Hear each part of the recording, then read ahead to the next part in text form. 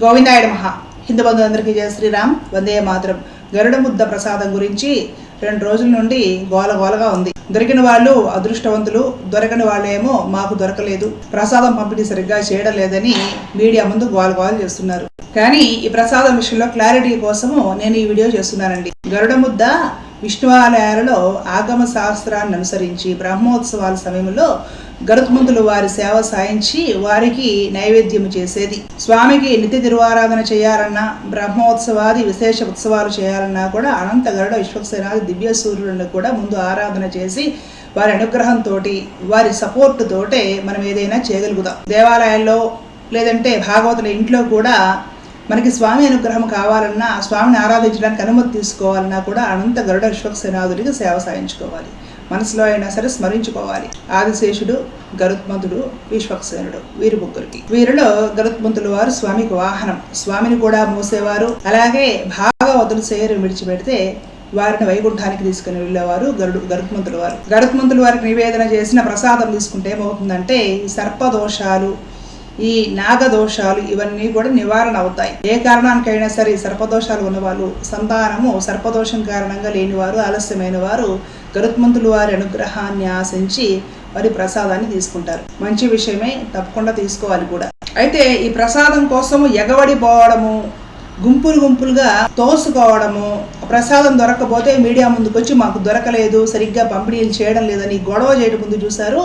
దాని గురించి ఇప్పుడు నేను కాస్త మాట్లాడతాను. ముందు అసలు మనము ఎగబడటానికి ముందు ప్రసాదం అంటే ఏమిటో తెలుసుకోవాలండి. ప్రసాదం తీసుకోవడంలోనే మనకి పరమాత్మ పట్ల ప్రేమ, భక్తి, శ్రద్ధలు కనబడతాయి. ఒక పేదవాడు తన గుడిసెలో వెంకటేశ్వర స్వామికి పూజ చేసి చిన్న బెల్లం మొక్క నివేదన చేసి ఆ బెల్లం మొక్కలో కొంచెం పగలగొట్టుకొచ్చి మనకి స్వామి ప్రసాదం అని ఇచ్చినా కూడా మనం చెప్పులు తీసి చేతిలో చేయబెట్టుకొని తల కాస్త కిందకు వంచి ఆ బెల్లం మొక్క చేతిలో వేయించుకొని మహాప్రసాదం అని ఆనందంగా సాక్షాత్తు వెంకటేశ్వర స్వామి వారే బెల్లం మొక్క కొంచెం గొరుక్కొని కాస్త తుంపు మన చేతిలో వేసినట్లుగా భావన చేసుకొని కళ్ళకద్దుకొని ఎవరి నోట్లో వేసుకుంటారో వారి శ్రద్ధా భక్తులు కనపడతాయి. వారికి అన్ని పనులు అవుతాయి. ప్రసాదం తీసుకోవడంలోనే ఒక వ్యక్తి సంస్కారం కనపడుతుంది.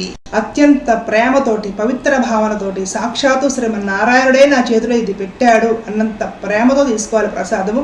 అంత ప్రేమతోటి ఆ ప్రసాదాన్ని గ్రహించాలి. మనం ఏం చేస్తామో తెలుసా అండి, నేను చాలా దేవాలయాల్లో చూశాను.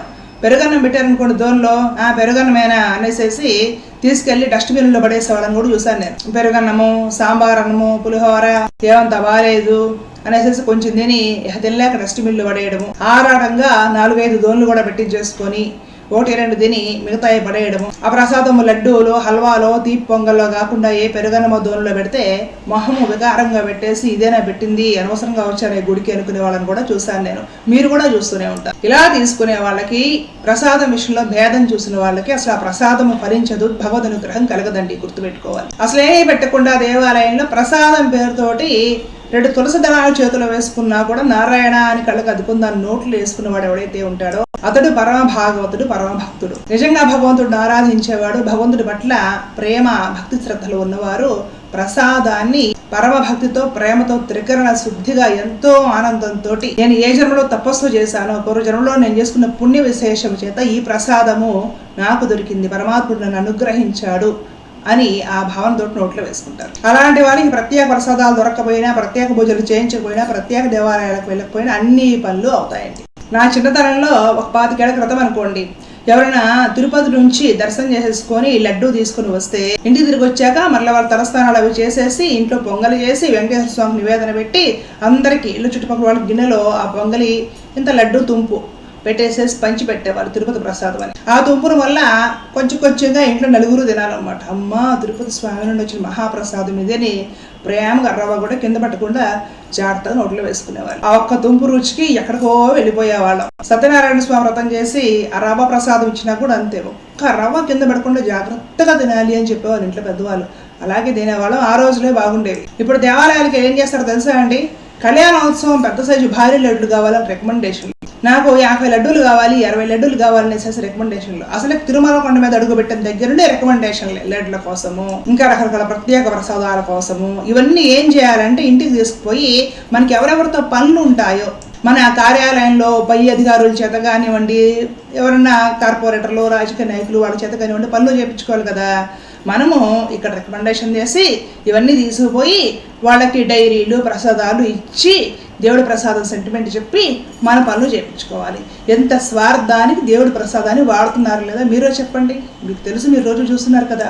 అంటే ఏదైనా సరే చివరికి దైవమే దక్కినా ఆయన్ని కూడా మన స్వార్థానికి వాడేసుకుంటాం. మనం ఆరాటంగా తిరుపతి లడ్డూలు 10 తెచ్చుకుంటాం కవర్లో పెట్టుకొని, ఏదో కొంచెం తినేస్తాం, ఆ తర్వాత ఫ్రిడ్జ్ లో పడేస్తాం. ఇంకొకరికి ఇవ్వాలంటే మనసు రాదు, అది ఆ ఫ్రిడ్జ్ లోనే ఉండి గట్టిపడిపోయి బూజు పట్టిపోయి ఫంగస్ వచ్చి తీసుకెళ్లి డస్ట్బిన్ లో వేసేవాళ్ళని కూడా నేను చూసానండి. కలియుగము పాపమే ఎక్కువ చూడాల్సి ఉంటుంది. ఏం చేస్తాం, చూస్తాం, ఈ కళ్ళతోటి తప్పదు కదా. ప్రసాదం విషయంలో మీకు ఇప్పుడు ఒక కథ చెప్తాను, వాస్తవమైన కథ. ప్రసాదం మహత్యం ఏమిటి, ప్రసాదాన్ని మనం ఎలా చూడాలి అర్థమవుతుంది. ఒకసారి శ్రీరంగంలో భగవద్ రామానుజుల వారు కావేరీ తీరాన కాస్త మధ్యాహ్నం వేళ ఎర్రటి ఎండలో ఇసుక నడుచుకుంటూ వెడుతున్నారు. కావేరిలో జాలరు వాళ్ళు వరలేసి చేపలు పట్టుకుంటున్నారు. ఆ కావేరి ఒడ్డున ఇసుకలో జాలరు వాళ్ళ పిల్లలు కూర్చొని ఇసుకలో గీతలు గీసి, శంఖచక్ర నామాలు గీతలు గీసి, ఆ ఇసుకే పువ్వుల్లాగా, ఆ ఇసుకే అక్షతల్లాగా వేసుకుంటూ కేశవాయ నమః, నారాయణాయ నమః, మాధవాయ నమః అని ఆడుకుంటున్నారు. ఆ ఇసుకే ప్రసాదం పెట్టుకుంటూ ఆడుకుంటున్నారు. ఆ పిల్లలకి ఈ మంత్రాలు ఎలా వచ్చాయంటే వాళ్ళ తండ్రులు అవి లోపలికి నదిలోకి వెళ్తారు చేపలు పట్టడానికి. వాళ్ళు ఒడ్డున ఆడుకుంటూ ఉంటారు.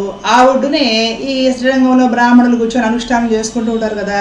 వాళ్ళ మంత్రాలు విని విని ఆడుకునే జాలరి పిల్లలకు కూడా వచ్చేసాయి. వాళ్ళు కూడా ఆ బ్రాహ్మణులను అనుకరిస్తూ కొంచెం ఇసుక అలా గీతలు గీసుకొని శంఖచక్రాలు స్వామికి పూజ చేసినట్టు ఇసుకే వేసి పూజ చేసుకుంటూ ఆడుకుంటున్నారు. రామానుజుల వారు వాళ్ళ ముందుకుంటూ వెళ్తూ ఉంటే ఆ పిల్లలు వేసి స్వామి ఇదిగో ప్రసాదం తీసుకోండి అని ఆ ఇసుక కొంచెం రామానుజుల వారి చేతిలో వేశారనమాట. రామానుజుల వారు పరమ భక్తితోటి, ఎవరు ఒక వైష్ణవ సన్యాసి, ఆసేతి హిమాచలము కూడా స్వామికి సాగేలు పడిపోతారు. అందరూ ఆయనకు దాసులే. అలాంటి స్వామి ఆ జాలరి పిల్లలు ఏదో ఆడుకుంటూ చేసిన పూజ కాస్త ఇసుక తీసుకొచ్చి చేతిలో పెట్టి ప్రసాదం అంటే దాన్ని భక్తిగా 2 చేతులతో తీసుకొని కళ్ళకు అద్దుకొని స్వామిని స్మరించుకొని ఆయన తల మీద ఆ ఇసుక చల్లుకొని ఆ పిల్లలు పూజ చేస్తే ఆ పిల్లలలో పరమ భాగవతుల్ని చూసి ఆ ఎర్రటి ఇసుక మీద ఆ పిల్లల ముందు సాష్టాంగపడి నమస్కారం చేసి నారాయణ అనుకుంటూ అక్కడి నుంచి లేచి వెళ్ళిపోతారు. ప్రసాదాన్ని పుచ్చుకోవాల్సిన పద్ధతి అది. ప్రసాదం అంటే ఏమిటండి, అది అమృతం. దేవాలయాల్లో నుండి ఏదో ఆశపూర్తనంగా కవర్లు తెలిసిన వాళ్ళకి అడిగి రికమెండేషన్ తీసుకొచ్చేసి పెట్టేసుకొని ఇంట్లో టిఫిన్లు తినేసినట్లుగా ఎలా పడితే అలాగా స్నానాలు చేయకుండా, దేవాదాయ శాఖ వాళ్ళు, మా ఇంట్లో వాళ్ళు, మా నాన్నగారో మా మావయ్య గారో దేవాదాయ శాఖలో పనిచేస్తారు, టెంపుల్స్ నుండి ప్రసాదం కవర్లు పట్టుకొచ్చేస్తారు, మేము శుభ్రంగా అదే టిఫిన్ల కింద భోజనం కింద తినేస్తాం. అలా తినేసి అది ప్రసాదం ఎలా అవుతుంది చెప్పండి. ప్రసాదాన్ని ప్రసాద రూపంగా సాక్షాత్తు ఆ పరమాత్మ రూపముగా ఆ పరమాత్మ తింటూ ఆ ఉచ్చిష్టాన్ని మనకి ఒక ముద్ద పెట్టినట్లుగా ఆ భావనతోటి ఆ ప్రేమతోటి తీసుకోకపోతే ఆ ప్రసాదం మనకి పని చేయదు. ప్రసాదం ద్వారా భగవద్ అనుగ్రహం మనకు అందదు. కాబట్టి ఏ దేవాలయంలో అయినా ఇంట్లో అయినా సరే నివేదన చేసిన ప్రసాదాన్ని పరమభక్తితో స్వీకరిస్తే మీకు అన్ని కామ్యాలు నెరవేరుతాయి. అలాగే ఇలా ప్రత్యేక సందర్భాల్లో ఇచ్చే గరుడ ముద్ద ఇత్యాది ప్రసాదాలు ఏమైనా ఉన్నాయంటే కాస్త దగ్గరలో ఉండేవారు, కాస్త ఓపికగా ఉన్నవారు వెళ్ళి తీసుకోండి, మంచి విషయమే. అంతేగాని ఏదో అయిపోతుంది అనేసి ఎగబడిపోవడము, తోసుకోవడము, కొట్టుకోవడము, ఇస్తేనేమో ఆనందము మనకి దొరికిందనుకో మనం ఇంటి పక్క వాళ్ళకి మన బంధువులకు కూడా తీసుకుందాం, ఇంకేదైనా దొరుకుతుందా అని ఇంకొక ఆరాటం. అసలు దొరకడం వాళ్ళేమో మాకు సరిగ్గా పంపిణీ చేయలేదనేసి మీడియా ముందుకు వచ్చి పోవాలి. ఇదంతా ఏంటంటే కేవలం అజ్ఞానం అండి, అంతకంటే ఏమీ లేదు. కాబట్టి భగవంతుడిని ప్రేమించడం అలవాటు చేసుకుంటే ప్రసాదము నిత్యము మీ ఇంట్లోనే ఉంటుంది. ప్రేమించలేనప్పుడు సాక్షాత్తు వైకుంఠంలో స్వామి ఆరగించింది ఏదైనా ఇచ్చినా కూడా మీకు ప్రేమ లేదు కాబట్టి, ఆ శ్రద్ధ లేదు కాబట్టి మీకు పని చేయదు. దేవాలయాలకు వెళ్ళండి, లభ్యమైతే తీసుకోండి, మంచి విషయమే. కానీ దాని గురించి ఆరాటము, ఒకటే గుంపులుగా చేరి కొట్టుకొని తన్నుకొని తోసుకొని ఇవన్నీ అవసరం లేదండి. చక్కగా భగవద్గీత చదవండి, నిదానంగా అన్నీ అర్థమవుతాయి. గరుడ ముద్ద ప్రసాదం కానీ ఏ ఇతర ప్రసాదాలైనా సరే దొరకని వాళ్ళు బాధపడాల్సిన అవసరం లేదు. మీరు భక్తి శ్రద్ధలతో స్వామికి నమస్కారం చేసి ఆ తీర్థమే పుచ్చుకోండి. మీ భక్తి వలన అదే మీకు ప్రసాదమే అనుగ్రహిస్తుంది. గుర్తుంచుకోవాలి, ఆ శక్తి మన భక్తిలో ఉంది, మన శ్రద్ధలో ఉంది, మన ప్రేమలో ఉంది. ఇవి లేకుండా ఎన్ని రకాలు తెచ్చి తిన్నా కూడా ఉపయోగం లేదు. చక్కగా నా వీడియో మీకు అర్థమైందని, ఉపయోగపడుతుందని భావిస్తున్నాను. లోకా సమస్త సుఖినో భవంతు. జై శ్రీరామ్, జై భారత్, జై హింద్. కృష్ణార్పణ.